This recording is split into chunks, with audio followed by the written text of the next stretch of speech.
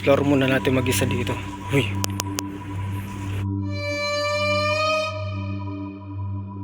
Narinig ba yun? Parang meron ako narinig dito banda.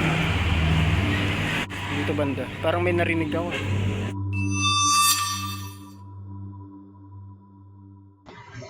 Ito ang Concepcion Tarlac Public Cemetery. Ito ay isang tahimik na lugar na puno ng alaala at paggunita sa mga yumaw. Itinayo ito noong mga unang bahagi ng ika-20 siglo kasabay ang paglago ng Concepcion Tarlac. Sa umaga dinadalaw ito ng mga pamilya, ngunit pagsapit ng gabi, nagiging misteryoso ang paligid. May mga kwento naglalarawan ng kakaibang presensya at hindi may paliwanag na pangyayari. Isang lugar na paggalang at ang lihim may bumabalot ng katahimikan.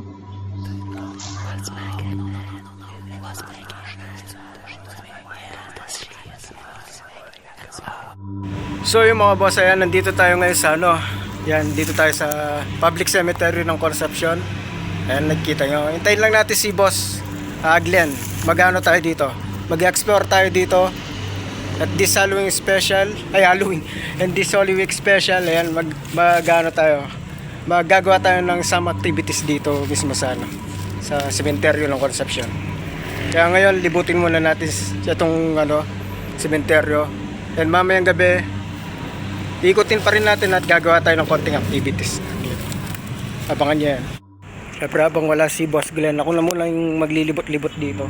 Papakita ko yung place dito sa sa public cemetery habang maaga pa. Totally madilim na eh. Wala kasi nagbabantay, papaalam sana. Papakita ko muna yung mga daan dito. Tabi-tabi po. Explore muna natin mag-isa dito. Uy.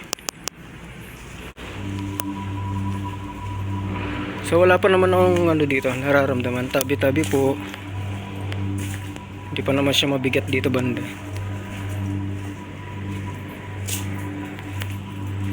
Higirahan po.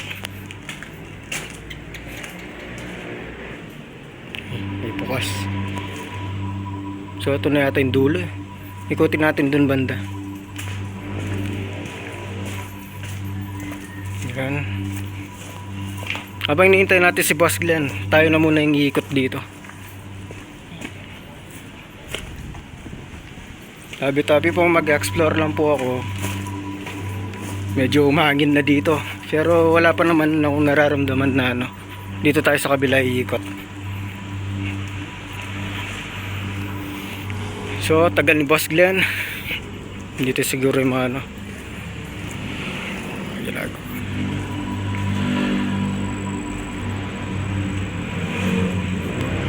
Baba muna tayo dito.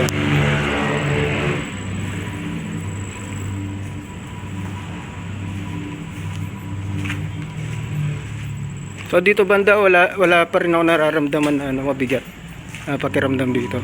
So welcome pa rin tayo hanggang dito. Ayan. So yung mga boss, ayan, iikot pa rin tayo dito. Ito yung mga side. Maganda yung mga dito. Kaso walang nagbabantay eh. Ayan tayo sa bandangan. Wala nang daan dito. Bali banda sulok na to.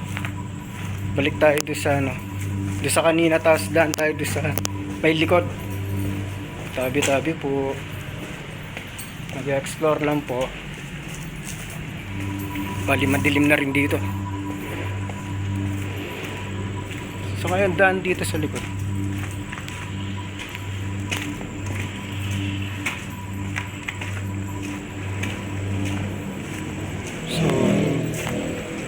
Ito kasi yung mga talay kasi mahaba.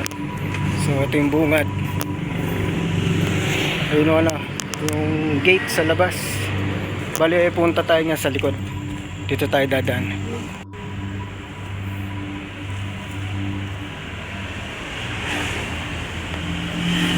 Narinig ba yun? Parang meron ako narinig dito banda. Dito banda. Parang may narinig ako. Pero siguro yung sepulturero lang ito. Diretsuhin natin to. Ito naman tayo sa likod. Nakabukas ng gate kaya pumasok na ako. Hindi na ako nakapagpaalam. Napakita ko yung harap dito. So dito, galing na tayo doon. Dito naman tayo. Yan, tabi-tabi po. Nag-explore lang po. Ang ganda ng ano dito. Tabi-tabi po. Nag-explore lang po. Yun, ang ganda oh. Ganda ng mga cross dito.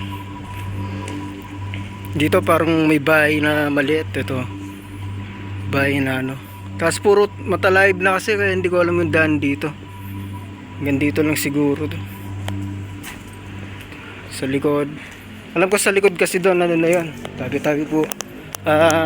Mga hapon. Yan, bali hanggang dito lang siya. So wala pa rin si Boss Glenn. Ako lang nag-iikot-ikot dito ngayon. Ay, oras darating yung mga yun. Nagbike lang daw siya, pero para malibot natin yung dulo doon. Hindi ko kasi alam yung daan doon mga boss, yung sa dulo doon. Kaya dito lang ako sa mga bungad-bungad doon. Abangan natin si Boss Glenn. Diyan lang kayo.